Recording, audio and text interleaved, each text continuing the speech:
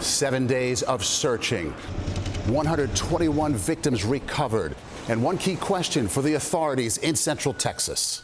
What changes have been made to ensure if you get heavy rain again a week from now, a month from now, you don't wind up in the same situation? From CBS News headquarters in New York, this is the CBS Evening News. Good evening, I'm Maurice Dubois. John Dickerson is off. The recovery of victims in the floods in Central Texas is slowing. In the past 24 hours, only one has been found. The number of deaths stands at 121, with 169 more listed as missing. 1 week ago, at this hour, a flood watch was up in the area, and then after most people, including the young girls at Camp Mystic, went to bed, it was upgraded to a flood warning. And while they were sleeping, the floodwaters came with little warning. The question many are asking tonight is, will the Texas Hill Country be any more prepared for the next flood? Jason Allen is there once again for us tonight. Jason. And Maurice, as you heard, we asked that question today because this is far from the first time the floodwaters have gone down this riverbed. And as deadly as this flood was, it certainly won't be the last. Wow. Lived in Texas 35 years. Never seen anything like this. We walked with Jay Banner on the banks of the Guadalupe River. He's a climatologist at the University of Texas at Austin. We're in a place called Flash Flood Alley.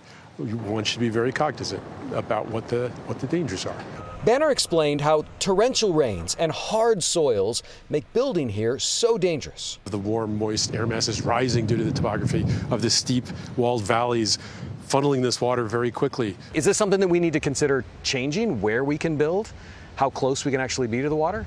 Sure, this is a big part of the equation. Satellite images show Camp Mystic, where more than 700 children were present during last week's flood, before and after flooding reshaped the surrounding landscape.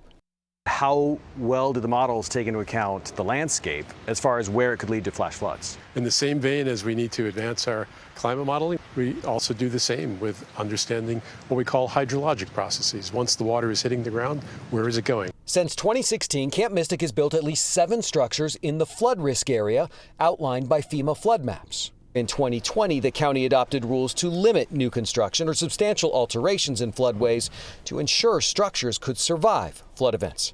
Today, we asked city officials about their future flood mitigation plans. What changes have been made to ensure if you get heavy rain again a week from now, a month from now, you don't wind up in the same situation? I think that's an important question, and as we are aware, we've been very weather alert throughout the entirety of this, and that's something that we're going to be looking at. Thank you. Jason, what are other communities there doing in terms of setting up sirens and warning systems? Maurice, there is a community about 30 miles south of where we are, Bandera, and they realized that they had a siren that was installed decades ago. They weren't using it, but after this flood, they ran a test on it today. It worked, and now they're looking at it as part of their notification system going forward. And how are the people holding up, Jason? We're 7 days in now. Great question, and this may seem a little odd, but we're seeing a lot of positivity, a lot of smiles, and I think what that is everybody here realizes they've just gone through something awful, and everyone is trying to give each other something where they can strengthen each other and keep getting through this. Jason Allen, thank you.